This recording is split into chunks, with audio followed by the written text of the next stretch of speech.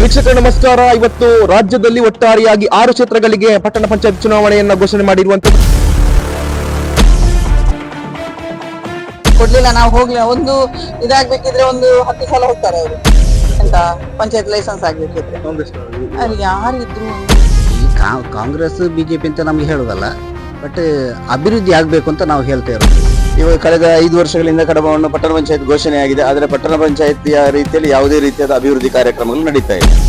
ನಮ್ಮ ಇದು ರಸ್ತೆ ಎಲ್ಲ ಹಾಗೆ ಉಂಟು, ಮುಂಚಿದ್ದ ಹಾಗೆ ಉಂಟು, ಏನು ಇದು ಅಭಿವೃದ್ಧಿ ಏನಿಲ್ಲ. ನಾವು ಮೂರಾಜೆ ವಾರ್ಡಿನ ಮತದಾರರು. ನಾವು ಇಲ್ಲಿ ಕುಂಜಣ್ಣ ಕುದುರಡ್ಕ ಮೂರಾಜೆ ಇವರು BJPಯಿಂದ ಸ್ಪರ್ಧಿಸಿದ್ದಾರೆ. ಇವ್ರನ್ನ ನಾವು ಬೆಂಬಲಿಸ್ತಾ ಇದ್ದೇವೆ. ಯಾಕಂದರೆ ಕಾಂಗ್ರೆಸ್ಸಿನ ಮುಂಚೆಲ್ಲ ಕಾಂಗ್ರೆಸ್ ಆಡಳಿತ ಎಲ್ಲ ಇತ್ತಿಲ್ಲಿ, ಏನು ಅಭಿವೃದ್ಧಿ ಕಾಣ್ತಾ ಇಲ್ಲ. ಆದ್ದರಿಂದ ಈ ಸಲ ನಾವು BJPಗೆ ಬೆಂಬಲಿಸಿ ನಮಗೆ ಇಲ್ಲಿ ಅಭಿವೃದ್ಧಿ ಆಗಬೇಕನ್ನೋ ಉದ್ದೇಶದಿಂದ ನಾವು BJPಯನ್ನು ಬೆಂಬಲಿಸ್ತಿದ್ದೇವೆ. ಹಾಗೆ ನೀವು ಕೂಡ ಎಲ್ಲರೂ ಸೇರಿ BJPಯನ್ನು ಗೆಲ್ಲಿಸಿ ಅಂತ ಕೇಳ್ತಾ ಇದ್ದೀವಿ ಈ ಮೂಲಕ. ನಮ್ಮ ಕಡಬ ಪಟ್ಟಣ ಪಂಚಾಯತ್ ಎಲ್ಲ 13 ವಾರ್ಡ್ಗಳಲ್ಲಿ ನಾವು ಬಹುಮತದಿಂದ ಆಯ್ಕೆ ಆಗ್ತೇವೆ ಅಂತ ನಂಬಿಕೆ ಇದೆ. ನಮ್ಮ ಎಲ್ಲ ವೋಟರ್ಸ್ಗಳೆಲ್ಲ ನಮಗೆ ವೋಟ್ ಹಾಕಿ ನಮ್ಮ ಭಾರತೀಯ ಜನತಾ ಪಾರ್ಟಿಯನ್ನು ಗೆಲ್ಲಿಸಬೇಕಾಗಿ ವಿನಂತಿಯನ್ನು ಮಾಡ್ತಾಯಿದ್ದೇನೆ. BJPಯ ನಮ್ಮ ಮೋದಿ ಸರ್ಕಾರ ಏನೆಲ್ಲ ಮಾಡಿದೆ ಅಂತ ನಮಗೆಲ್ಲರಿಗೂ ಗೊತ್ತಿರುವಂಥ ವಿಚಾರ. ಆದ್ದರಿಂದ ತಾವೆಲ್ಲರೂ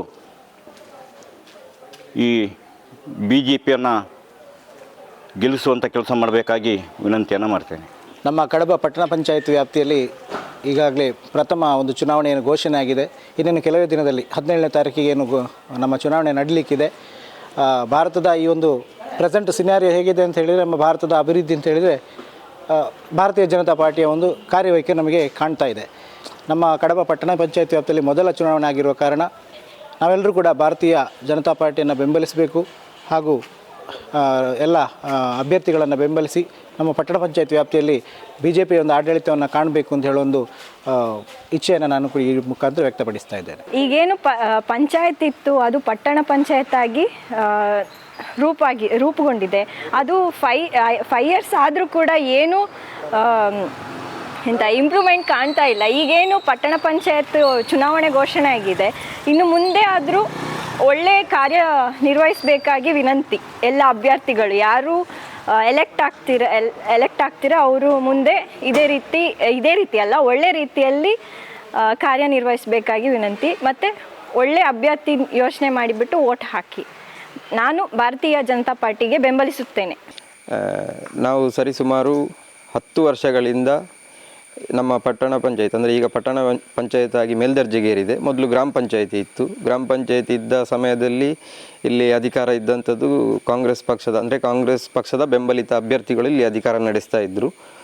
ಅದಾದ ತರುವಾಯ ಈಗ 5 ವರ್ಷದಿಂದ ಯಾವುದೇ ಒಂದು ಬಾಡಿ ಇರಲಿಲ್ಲ ನಮ್ಮ ಪಟ್ಟಣ ಪಂಚಾಯತಲ್ಲಿ. ಅಧಿಕಾರಿಗಳೇ ಅಲ್ಲಿ ಅವರ ಆಡಳಿತ ನಡೆಸ್ತಾ ಇದ್ದರು. ಈ ಸರಾಸರಿ 10 ವರ್ಷದಿಂದ ಯಾವುದೇ ಒಂದು ಅಭಿವೃದ್ಧಿ ಕಾರ್ಯಗಳು ನಮ್ಮ ಪಂಚಾಯತ್ ವ್ಯಾಪ್ತಿಯಲ್ಲಿ ಆದದನ್ನು ನಾವು ನೋಡಿಲ್ಲ. ಯಾಕೆಂತೇಳಿದರೆ ಇಲ್ಲಿ ಆದಂಥ ನಮ್ಮ ಊರಲ್ಲಿ ಅಭಿವೃದ್ಧಿ ಕಾರ್ಯಗಳು ಆಗಲಿಲ್ಲ ಅಂತಲ್ಲ, ಆದರೆ ಅದು ನಮ್ಮ ಹಿಂದಿನ ಸರ್ಕಾರದಲ್ಲಿದ್ದಂಥ ಮಾಜಿ ಸಚಿವರು ಹಾಗೂ ಶಾಸಕರಾದಂಥ ಸನ್ಮಾನ್ಯ ಶ್ರೀಯುತ ಅಂಗಾರ ಸರ್ ಇವರ ನೇತೃತ್ವದಲ್ಲಿ ಇಲ್ಲಿ ಹಲವಾರು ರಸ್ತೆ ಕಾಮಗಾರಿಯಿಂದ ಹಿಡಿದು ದಾರಿದೀಪದಿಂದ ಹಿಡಿದು ತುಂಬ ಅಭಿವೃದ್ಧಿ ಕಾರ್ಯಗಳು ನಡೆದಿದೆ. ಆದರೆ ಅಧಿಕಾರದಲ್ಲಿದ್ದಂತಹ ಪಂಚಾಯತಲ್ಲಿ ಅಧಿಕಾರದಲ್ಲಿದ್ದಂಥ ಕಾಂಗ್ರೆಸ್ ಬೆಂಬಲಿತ ಅಭ್ಯರ್ಥಿಗಳಿಂದ ಅಥವಾ ಅವರ ರೂಲಿಂಗಲ್ಲಿದ್ದಾಗ ಯಾವುದೇ ಡೆವಲಪ್ಮೆಂಟ್ಗಳು ನಡೀಲಿಲ್ಲ. ಹಾಗಾಗಿ 10 ವರ್ಷದಿಂದ ಒಂದು ಥರ ನೆನೆಗುದ್ದಿಗೆ ಬಿದ್ದಂಥ ರೀತಿಯಲ್ಲಿ ಇಲ್ಲಿಯ ಪರಿಸರ ಇತ್ತು. ದಿನಾಂಕ 17/8/25 ಆದಿತ್ಯವಾರ ಕಡಬ ಪಟ್ಟಣ ಪಂಚಾಯತಿಗೆ ಚುನಾವಣೆ ನಡೀಲಿಕ್ಕಿದೆ. ಪ್ರಥಮ ಚುನಾವಣೆ ನಡೀತಾ ಇದೆ. ನಮ್ಗೆ ಗೊತ್ತಿದೆ, ಕಡಬ ಪಟ್ಟಣ ಪಂಚಾಯತಿಗೆ ಭಾರತೀಯ ಜನತಾ ಪಾರ್ಟಿ ಸರ್ಕಾರ ಇದ್ದಾಗ 10 ಹಲವು ಅಭಿವೃದ್ಧಿ ಕಾರ್ಯಗಳನ್ನು ಕೊಡುವ ಮೂಲಕ ಒಂದು ರೀತಿಯಲ್ಲಿ ಭಾರತೀಯ ಜನತಾ ಪಾರ್ಟಿ ಅಭಿವೃದ್ಧಿಯನ್ನ ಕಡಬ ಪಟ್ಟಣ ಪಂಚಾಯತಿಗೆ ತೋರಿಸುವಂತ ಕೆಲಸ ಕಾರ್ಯವನ್ನ ನಮ್ಮ ಈ ಹಿಂದಿನ ಸಚಿವರಾಗಿರ್ತಕ್ಕಂಥ S. ಅಂಗಾರ್ ಅವರು ಮಾಡಿದ್ದಾರೆ. ಈ ಅಭಿವೃದ್ಧಿಯನ್ನು ಮುಂದಿಟ್ಟುಕೊಂಡು ಭಾರತೀಯ ಜನತಾ ಪಾರ್ಟಿಯ 13 ಕ್ಷೇತ್ರದಲ್ಲಿಯೂ ವಾರ್ಡ್ಗಳಲ್ಲಿ ಅಭ್ಯರ್ಥಿಗಳು ಇವತ್ತು ಮತಯಾಚನೆ ಮಾಡ್ತಾ ಇದ್ದಾರೆ. ಒಟ್ಟು ವಾತಾವರಣ ಭಾರತೀಯ ಜನತಾ ಪಾರ್ಟಿ ಪರವಾಗಿದೆ. 13 ಕ್ಷೇತ್ರದಲ್ಲೂ ಭಾರತೀಯ ಜನತಾ ಪಾರ್ಟಿ ಅಭ್ಯರ್ಥಿಯಲ್ಲಿ ಗೆಲ್ಲುವಂತ ಸಾಧ್ಯತೆ, ನಿಶ್ಚಲವಾದ ಸಾಧ್ಯತೆ ಇದೆ. ಭಾರತೀಯ ಜನತಾ ಪಾರ್ಟಿಯ ಅಭಿವೃದ್ಧಿಯನ್ನ ನೋಡಿ ಕಡಬ ಪಟ್ಟಣ ಪಂಚಾಯತ್ನ ಮತದಾರರು ಭಾರತೀಯ ಜನತಾ ಪಾರ್ಟಿಗೆ ಮತ ನೀಡಲಿಕ್ಕಿದ್ದಾರೆ. ಕಳೆದ 20 ವರ್ಷಗಳ ಕಾಲ ನಿರಂತರವಾಗಿ ಕಡಬ ಸ್ಥಳೀಯ ಆಡಳಿತದಲ್ಲಿ ಕಾಂಗ್ರೆಸ್ ಆಡಳಿತ ಮಾಡಿರುವಂತದ್ದು. ಕಾಂಗ್ರೆಸ್ ಆಡಳಿತದ ಸಂದರ್ಭದಲ್ಲಿ ದೂರಗಾಮಿ ಚಿಂತನೆ ಇಲ್ಲದೆ ಇರುವಂತ ಪರಿಣಾಮಕ್ಕೋಸ್ಕರ ಕಡಬದ ಪ್ರಮುಖ ರಸ್ತೆಯಲ್ಲಿ ಇವತ್ತು ಒಳಚರಂಡಿಗಳ ವ್ಯವಸ್ಥೆಗಳಿಲ್ಲ, ಕಡಬಕ್ಕೆ ಸ್ವಚ್ಛವಾಗಿರ್ತಕ್ಕಂಥ ಕುಡಿಯುವ ನೀರಿನ ವ್ಯವಸ್ಥೆ ಇಲ್ಲ. ಇದೆಲ್ಲವನ್ನ ಮುಂದಿಟ್ಕೊಂಡು ಮುಂದಿನ ದಿನಗಳಲ್ಲಿ ಕಡಬದಲ್ಲಿ ಸಂಪೂರ್ಣ ಶೌಚಾಲಯ, ಸಂಪೂರ್ಣ ಒಳಚರಂಡಿಯ ವ್ಯವಸ್ಥೆ ಇರಬಹುದು. ಅದೇ ರೀತಿ ಕಡಬಕ್ಕೆ ಶುದ್ಧ ಕುಡಿಯುವ ನೀರಿನ ಯೋಜನೆ, ಸಮೀಪದ ಕುಮಾರಧಾರ ನದಿಯಿಂದ ಕುಡಿಯುವ ನೀರಿನ ಯೋಜನೆಯನ್ನು ಮಾಡುವಂತ ಆ ಮಹತ್ತರವಾದ ಯೋಜನೆಯನ್ನು ಇಟ್ಕೊಂಡು ಭಾರತೀಯ ಜನತಾ ಪಾರ್ಟಿ ಅಭ್ಯರ್ಥಿಗಳು ಮತದಾರ ಬಲಿಗೆ ಬರ್ತಾ ಇದ್ದಾರೆ. ಖಂಡಿತ ನಿಮ್ಮ ಅಮೂಲ್ಯ ಮತವನ್ನ ಭಾರತೀಯ ಜನತಾ ಪಾರ್ಟಿಗೆ ನೀಡಿ 13 ಅಭ್ಯರ್ಥಿಗಳನ್ನ ಗೆಲ್ಲಿಸಿಕೊಡಿ ಅಂತ ಈ ಮೂಲಕ ಕಳಕಳಿ ವಿನಂತಿಯನ್ನು ಮಾಡ್ಕೊಳ್ತೇನೆ. ಕಡಬ ತಾಲೂಕಾಗಿ ಘೋಷಣೆ ಆದ ನಂತರ ಕಡಬ ಪಟ್ಟಣ ಪಂಚಾಯತ್ ಆಗಿ ಮೇಲ್ದರ್ಜೆಗೆ ಏರಿದ ಮೇಲೆ ಪ್ರಥಮ ಬಾರಿಗೆ ಕಡಬ ಪಟ್ಟಣ ಪಂಚಾಯತಿನ ಆಡಳಿತ ಮಂಡಳಿಯ ಚುನಾವಣೆ ಇದೇ ಬರುವ ಆಗಸ್ಟ್ 17ನೇ ತಾರೀಕಿನಂದು ನಡೆಯಲಿಕ್ಕಿದೆ. ಕಡಬ ಪಟ್ಟಣ ಪಂಚಾಯತ್ ವ್ಯಾಪ್ತಿಯ ಎಲ್ಲ 13 ವಾರ್ಡ್ಗಳಿಗೆ ಕೂಡ ಭಾರತೀಯ ಜನತಾ ಪಾರ್ಟಿಯ ಕಾರ್ಯಕರ್ತರು ನಾಮಪತ್ರ ಸಲ್ಲಿಸಿ ಇವತ್ತು ಕಣಕ್ಕಿಳಿದಿದ್ದಾರೆ. ಇವತ್ತು ಮತದಾರರ ಬಳಿಗೆ ಹೋಗುವಾಗ ಕಡಬ ಗ್ರಾಮ ಪಂಚಾಯತ್ ಆಗಿರುವಾಗ ಕಳೆದ ಸರಿಸುಮಾರು 15 ವರ್ಷ ಕಾಂಗ್ರೆಸ್ಸಿನ ಆಡಳಿತ ಏನಿತ್ತು, ಇದರಿಂದಾಗಿ ಬೇಸತ್ತು ಹೋಗಿರುವಂತದ್ದು ಎದ್ದು ಕಾಣ್ತಾ ಇದೆ. ಇವತ್ತು ಕೇಂದ್ರದ ಬಿಜೆಪಿ ಸರ್ಕಾರದ ರಾಷ್ಟ್ರದ ಪರವಾದ ಯೋಜನೆಗಳಿರ್ಬೋದು, ಅಥವಾ ರಾಷ್ಟ್ರ ನಿರ್ಮಾಣ ಯೋಜನೆಗಳಿರ್ಬೋದು, ಅಥವಾ ರೈತರ ಪರವಾದ ಜನಪರವಾದ ಯೋಜನೆಗಳಿರ್ಬೋದು, ಇದರಿಂದೆಲ್ಲ ಜನಗಳು ತುಂಬಾ ಪ್ರಯೋಜನವನ್ನ ಪಡೆದು ಇವತ್ತು ಬಿಜೆಪಿಯ ಮೇಲೆ ಭರವಸೆಯನ್ನು ಇಟ್ಟಿದ್ದಾರೆ. ಅದೇ ರೀತಿಯಾಗಿ ಇವತ್ತು ರಾಜ್ಯದ ಕಾಂಗ್ರೆಸ್ ಸರ್ಕಾರದ ವೈಫಲ್ಯ ಏನಿದೆ, ಸಾಲು ಸಾಲು ಹಗರಣಗಳೇನಿದೆ, ಇದರಿಂದೆಲ್ಲ ಜನ ಬೇಸತ್ತು ಹೋಗಿದ್ದಾರೆ. ಹಾಗಾದ ಕಾರಣ ಇವತ್ತು ಜನರು ಬಿಜೆಪಿಯ ಮೇಲೆ ಭರವಸೆಯನ್ನ ಕಡಬದ ಮತದಾರರು ಇಟ್ಟಿದ್ದಾರೆ. ಅದೇ ತರವಾಗಿ ನಮ್ಮ ಅಭ್ಯರ್ಥಿಗಳು ಸದಸ್ಯರಾಗಿ ಬಂದಂತ ಒಂದು ಸದಸ್ಯರಾಗಿ ಬಂದ್ರೆ ಅವರು ಕಡಬದ ಅಭಿವೃದ್ಧಿಯಲ್ಲಿ ಶ್ರಮಿಸ್ತಾರೆ ಅಂತ ಹೇಳುವಂತಹ ವಿಶ್ವಾಸ ನಮಗೆಲ್ಲರಿಗೂ ಇದೆ. ಜನರ ಒಂದು ನಿರೀಕ್ಷೆಗೆ ತಕ್ಕಂತೆ ಅವರು ಕೆಲಸ ಮಾಡ್ತಾರೆ ಅಂತ ಹೇಳುವಂತ ಒಂದು ನಿರೀಕ್ಷೆ ಮತ್ತೆ ಒಂದು ವಿಶ್ವಾಸ ನಮಗಿದೆ. ನಮ್ಮ ಕಡಬ ಪಟ್ಟಣ ಪಂಚಾಯತ್ 13 ಜನ ಅಭ್ಯರ್ಥಿಗಳಿದ್ದಾರೆ.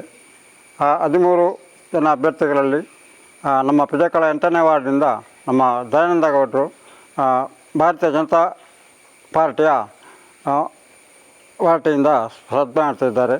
ಇದಕ್ಕೆ ನಮ್ಮ ಪಿಜಕಳ ವಾರ್ಡ್ನ ಎಲ್ಲ ಯುವಕರು ಅಂದರೆ ಕಾರ್ಯಕರ್ತರು ಎಲ್ಲರೂ ಅವರ ಒಟ್ಟಿಗೆ ಹೋಗಿ ಅವರಿಗೆ ಮತ ನೀಡುವಂತೆ ಎಲ್ಲರೂ ಸಹಕರಿಸುತ್ತಾ ಇದ್ದಾರೆ.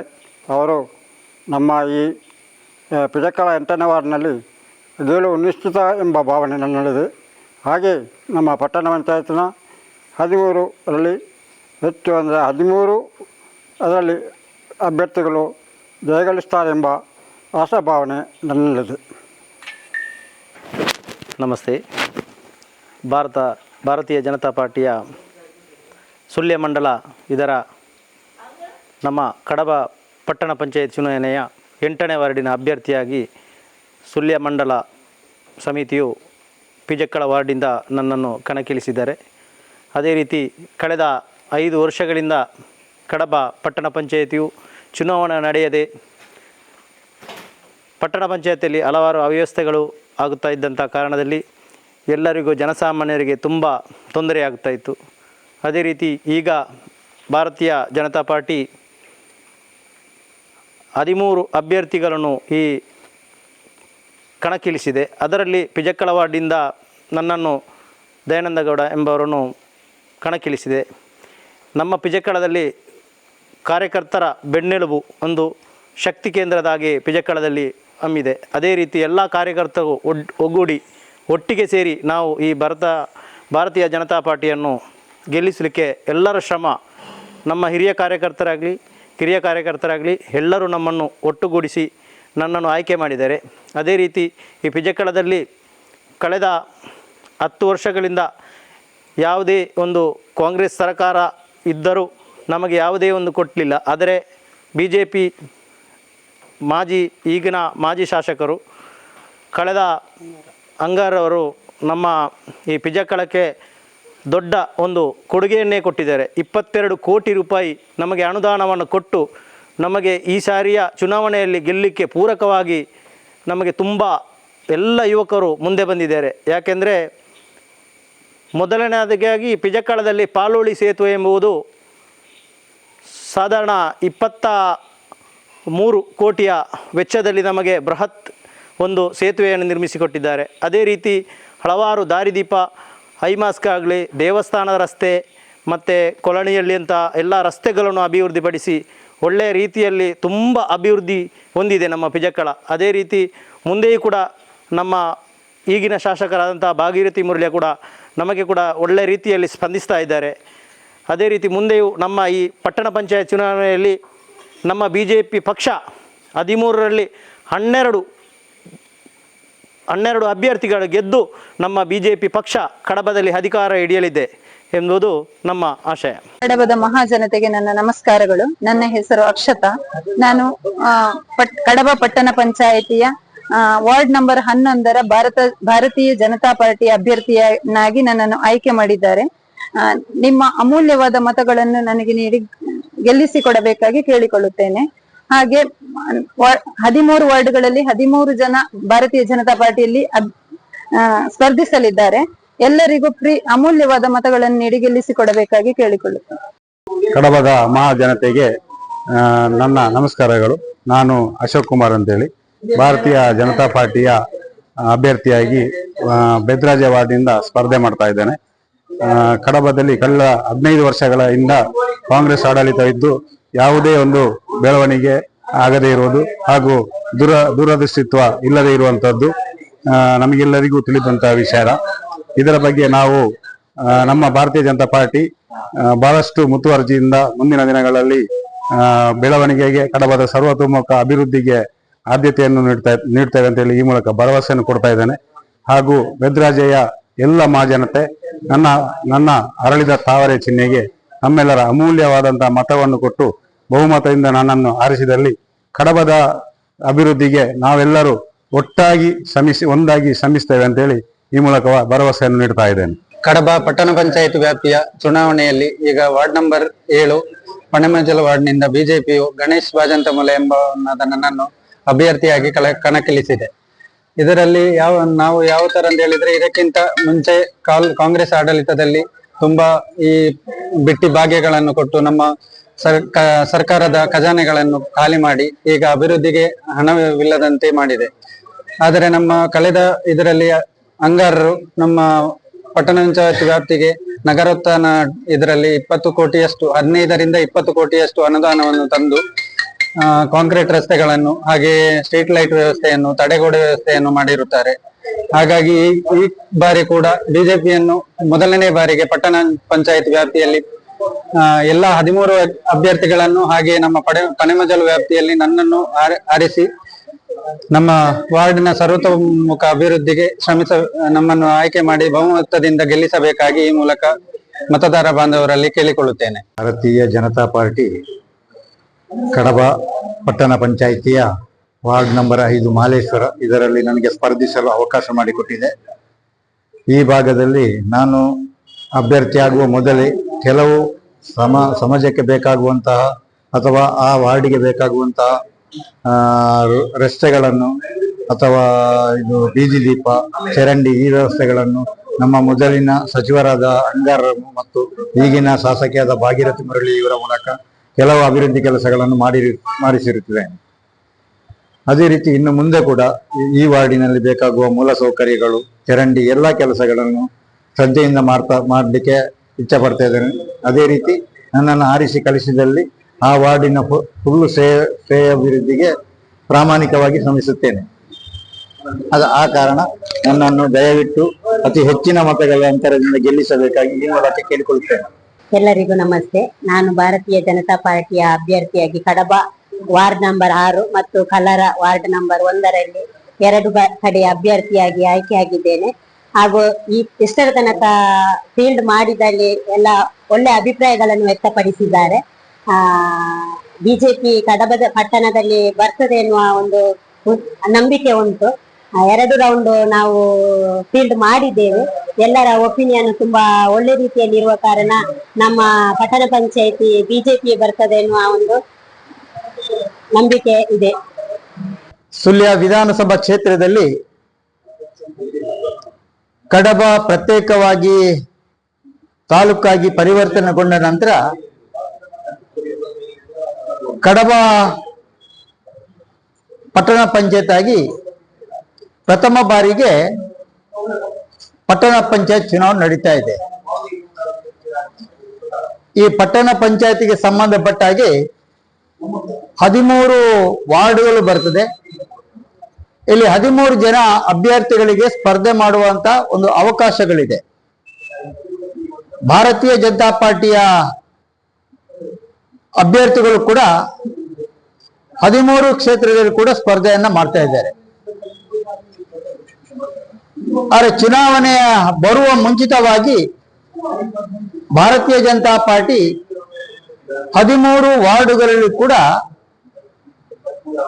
ಜನಸಾಮಾನ್ಯರ ಏನು ಮೂಲಭೂತ ಸಮಸ್ಯೆಗಳಿದೆ ಅದನ್ನ ಕಣ್ಣ ಮುಂದೆ ಇಟ್ಕೊಂಡು 13 ವಾರ್ಡುಗಳಲ್ಲಿ ಕೂಡ ಆ ರೀತಿಯ ಒಂದು ಅಭಿವೃದ್ಧಿ ಕೆಲಸವನ್ನ ಮಾಡಿ ಆ ಸಾಧನೆಗಳು ಜನಗಳ ಮುಂದೆ ಇದೆ. ನಾವಿಷ್ಟೇ ಹೇಳುವಂಥದ್ದು, ಭಾರತೀಯ ಜನತಾ ಪಾರ್ಟಿ ಅಧಿಕಾರದಲ್ಲಿರುವ ಸಮಯದಲ್ಲಿ ಆ ರೀತಿಯ ಸಾಧನೆಯನ್ನ ಮಾಡಿ ಜನರ ಮುಂದೆ ಮತವನ್ನ ಯಾಚಿಸುವಂತ ಸಂದರ್ಭದಲ್ಲಿ ಭಾರತೀಯ ಜನತಾ ಪಾರ್ಟಿಯ ಮುಖ್ಯ ಉದ್ದೇಶ ಅಭಿವೃದ್ಧಿ.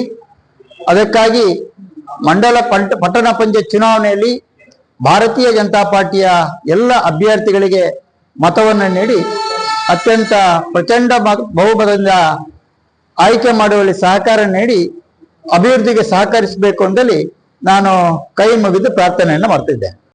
ಕಡಬ ತಾಲೂಕಾಗಿ ಕಡಬ ಮತ್ತು ಕೋಡಿಂಬಾಳ ಈ 2 ಗ್ರಾಮಗಳಿಗೆ ಪ್ರಥಮ ಬಾರಿಗೆ ಪಟ್ಟಣ ಪಂಚಾಯಿತಿಗೆ ಚುನಾವಣೆಗಳು 13 ವಾರ್ಡಿಗೂ ನಡೀತಾ ಇದೆ. ಈ 13 ವಾರ್ಡಿಗೂ ಇವತ್ತು ಭಾರತೀಯ ಜನತಾ ಪಾರ್ಟಿ ಸ್ಪರ್ಧೆ ಮಾಡಿ ನಮ್ಮ ಕಾರ್ಯಕರ್ತರ ತಂಡ ಇವತ್ತು ಎಲ್ಲ ಮತದಾರರನ್ನು ಸಂಪರ್ಕ ಮಾಡುವಂತ ಕೆಲಸವನ್ನು ಮಾಡ್ತಾ ಇದೆ. ಹಂಗಾರು ಇಲ್ಲಿ ಶಾಸಕರಾಗಿ ಸಚಿವರಾಗಿ ಮಾಡಿದಂತ ಅಭಿವೃದ್ಧಿ ಕಾರ್ಯಕ್ರಮಗಳು, ನಮ್ಮ ನಿಕಟಪೂರ್ವ ಸಂಸದರಂತ ನಳಿನ್ ಕುಮಾರ್ ಕಟೀಲ್ ಅವರು ಮಾಡಿದಂತ ಕೆಲಸ ಕಾರ್ಯಗಳು, ಈಗಿನ ಶಾಸಕರಂತ ಭಾಗೀರಥಿ ಮುರಳ್ಯ ಹಾಗೂ ಸಂಸದರಂತ ಕ್ಯಾಪ್ಟನ್ ಬ್ರಿಜೇಶ್ ಚೌಟ ಇವರ ಕೆಲಸ ಕಾರ್ಯಗಳು ಮತ್ತು ವರ್ಚಸ್ಸು ಇವತ್ತು ಮತದಾರರನ್ನು ನಾವು ಓಲೈಕೆ ಮಾಡುವಂತ ಸಂದರ್ಭದಲ್ಲಿ, ಮತದಾರರನ್ನು ಸಂಪರ್ಕ ಮಾಡುವ ಸಂದರ್ಭದಲ್ಲಿ ಎದ್ದು ಕಾಣ್ತಾ ಇದೆ. ಒಂದು ಕಡೆಯಿಂದ ಅಭಿವೃದ್ಧಿ, ಇನ್ನೊಂದು ಕಡೆಯಿಂದ ಸಂಘಟನಾತ್ಮಕವಾದಂತ ನಮ್ಮ ವ್ಯೂಹ, ಕಾರ್ಯಕರ್ತರ ಪಡೆ ಇವತ್ತು ಈ ಚುನಾವಣೆಯ ಗೆಲುವಿನ ಪಾತ್ರವನ್ನು ವಹಿಸ್ತಾ ಇದೆ. 13 ವಾರ್ಡ್ಗಳಲ್ಲಿಯೂ ನಮ್ಮ ಎಲ್ಲ ಬೂತ್ ಸಮಿತಿಗಳು, ಶಕ್ತಿ ಕೇಂದ್ರಗಳು ಶಕ್ತಿಯುತವಾಗಿ ಕೆಲಸ ಮಾಡಿ ಇವತ್ತು ಸಂಘಟಿತವಾಗಿ ಎಲ್ಲ ನಮ್ಮ ಸಮರ್ಥ ಅಭ್ಯರ್ಥಿಗಳು, ಎಲ್ಲ ವಿದ್ಯಾವಂತ ಅಭ್ಯರ್ಥಿಗಳು, ಸಮಾಜಮುಖಿಯಾಗಿ ತಮ್ಮನ್ನು ತಾವು ತೊಡಗಿಸಿಕೊಂಡಂತ ನಮ್ಮ ಕಾರ್ಯಕರ್ತರು ಇವತ್ತು ಇಲ್ಲಿ ಜನಪ್ರತಿನಿಧಿಗಳಾಗಿ ಆಯ್ಕೆ ಆಗಲಿಕ್ಕೆ ಇವತ್ತು ಅಭ್ಯರ್ಥಿಗಳಾಗಿದ್ದಾರೆ. ಇಂಥ ಸಮರ್ಥ ಅಭ್ಯರ್ಥಿಗಳು ನಮ್ಮ ರಾಷ್ಟ್ರೀಯ ಪಾರ್ಟಿಯ ಭಾರತೀಯ ಜನತಾ ಪಾರ್ಟಿಯ ರಾಷ್ಟ್ರೀಯ ನಾಯಕರ ಆ ಒಂದು ಸಹಕಾರ, ನರೇಂದ್ರ ಮೋದಿಯವರ ಅಭಿವೃದ್ಧಿ ಯೋಜನೆಗಳು ಈ ಎಲ್ಲವೂ ಇವತ್ತು ಭಾರತೀಯ ಜನತಾ ಪಾರ್ಟಿಗೆ ಇಲ್ಲಿ ಗೆಲುವಿಗೆ ಕಾರಣ ಆಗ್ಲಿಕ್ಕಿದೆ. ವೀಕ್ಷಕರ, ಈ ಒಂದು ಕಡಬದ ಗ್ರೌಂಡ್ ರಿಪೋರ್ಟ್ ಅನ್ನು ಗಮನಿಸಿಕೊಂಡಾಗ ಈ ಬಾರಿ ಖಂಡಿತವಾಗ್ಲೂ ಕೂಡ ಮತದಾರರ ಒಲವು ಬಿಜೆಪಿ ಕಡೆ ಹೆಚ್ಚಿನ ಸಂಖ್ಯೆಯಲ್ಲಿ ಇರುವಂತದ್ದು. ಈ ಒಂದು ಕಡಬದಲ್ಲಿ ಬಿಜೆಪಿ ಅಧಿಕಾರಕ್ಕೆ ಬರುವಂತ ಎಲ್ಲಾ ಸಾಧ್ಯತೆಗಳಿದೆ. ಜೊತೆಗೆ ಬಹುಮತವನ್ನ ಸಾಬೀತು ಮಾಡುವಂತ ಸಂದರ್ಭದಲ್ಲಿ ಕಡಬದಲ್ಲಿ ಸುಳ್ಯದಲ್ಲಿ ಎಸ್ಪೆಷಲಿ ಸುಳ್ಯದಲ್ಲಿ ಭಾಗೀರಥಿ ಮುರಳಿ ಅವರು ಅಧಿಕಾರದಲ್ಲಿ ಇರುವಂತದ್ದು. ಅದೇ ರೀತಿಯಲ್ಲಿ ದಕ್ಷಿಣ ಕನ್ನಡ ಜಿಲ್ಲೆಯಲ್ಲಿ ಕ್ಯಾಪ್ಟನ್ ಬ್ರಿಜೇಶ್ ಚೌಟ ಅವರು ಸಂಸದರಾಗಿರುವಂತದ್ದು. ಹಾಗಾಗಿ ಅವರ ಓಟ್ ಕೂಡ ಇಲ್ಲಿ ಕ್ರೂಷಿಯಲ್ ಆಗ್ತಾ ಇದೆ. ಹಾಗಾಗಿ ಒಟ್ಟಾರೆಯಾಗಿ ಗಮನಿಸಿಕೊಂಡಾಗ ಇಲ್ಲಿ ಈ ಒಂದು ಬಾರಿ ಬದಲಾವಣೆಯನ್ನ ಕಡಬದ ಜನರು ಬಯಸ್ತಾ ಇದ್ದಾರೆ ಅನ್ನೋ ಸ್ಪಷ್ಟತೆ ನಿಲುವು ನಮಗೆ ಸಿಗ್ತಾ ಇದೆ. ಕ್ಯಾಮರಾ ಪರ್ಸನ್ ಯೋಶಿತ್ ಜೊತೆ ಸುಪ್ರೀತಾ ಮಾಯಿ, ಪಬ್ಲಿಕ್ ನೆಸ್ಟ್, ಕಡಬ. ನಿರೀಕ್ಷಿಸಿ ಅತಿ ಶೀಘ್ರದಲ್ಲಿ ನಿಮ್ಮ ಪಬ್ಲಿಕ್ ನೆಕ್ಸ್ಟ್ ನಲ್ಲಿ.